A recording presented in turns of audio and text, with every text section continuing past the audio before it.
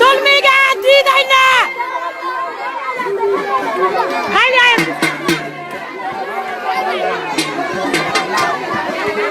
الله أكبر الله أكبر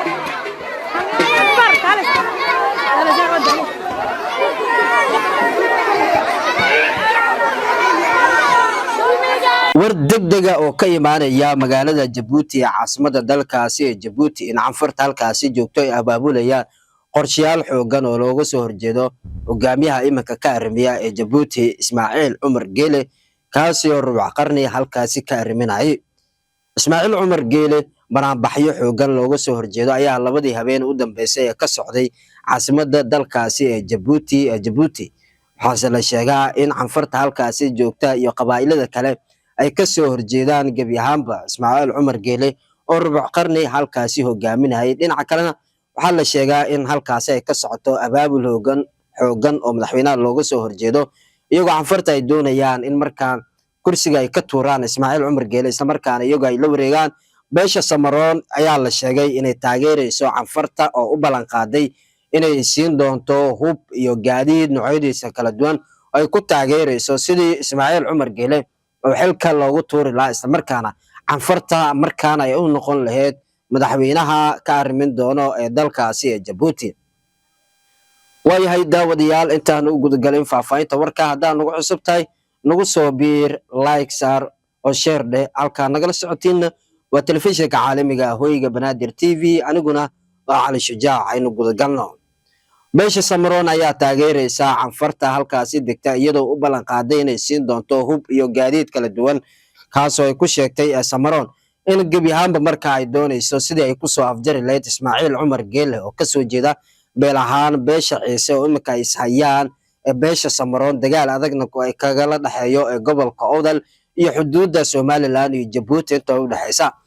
beesha Samaroon ayaa sheegtay in gebi canfarta ay ka taageeri doonto hub haddii ciidamo ay doonaanna ay u siyaadin doonaan hub gaadiid noocyadiisa kala duwan dhinaca kalena ay u sheegtay inay u fidin doonto gargaaro culus iyo si lamid ah Somaliland ee dowladeeda ay diyaar la tahay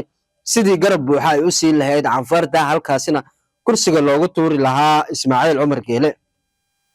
habeenadii u dambeysay halkaasi waxaa ka dhacay banaanbaxyo xoogan oo looga soo horjeedo hogaamiyaha rubac qarniga ka arriminayay Ismaaciil Cumar Geele kaasoo shacabka ay u badnaayeen canfarta halkaasi degta ay ku dalbanayeen in gebi ahaanba Ismaaciil Cumar Geele uu iskaga dego ee kursiga beesha Samaroon ayaa muddooyinka u dambeysay abaabul xoogan ka waday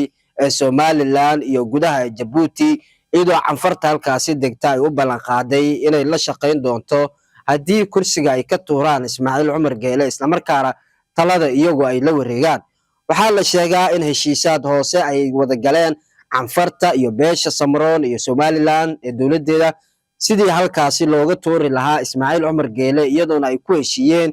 in beesha Samaroon ay taageero adag u fidin doonto canfarta isla markaana ay ka taageeri doonto halkaasi sidii kursiga loogu tuuri lahaa Ismaaciil Cumar Geele abaabul xoogan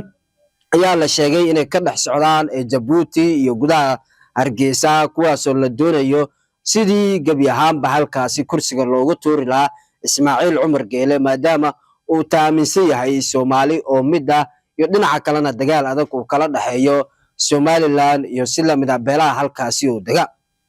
beesha Samaroon ayay hore u sheegtay inay ku gali doonto Jabuuti isla markaana ay qabsan doonaan halkaasi laakiin su'aasha la isweydiinayo waxay ahayd sidee dad aan ka soo jeedin dalkaas inay halkaasi intay galaan oo isla markaana ay qabsadaan ugu dambeyntii waxaa caddaatay in beesha Samaroon ay taageero adag u fidin doonto dadka halkaasi dega ee canfarta isla markaana taageero adag ay siin doonto sidii kursiga loogu tuuri lahaa madaxweynaha iminka halkaasi ka arrimiya ee soo maray Jabuuti Ismaaciil Cumar Geele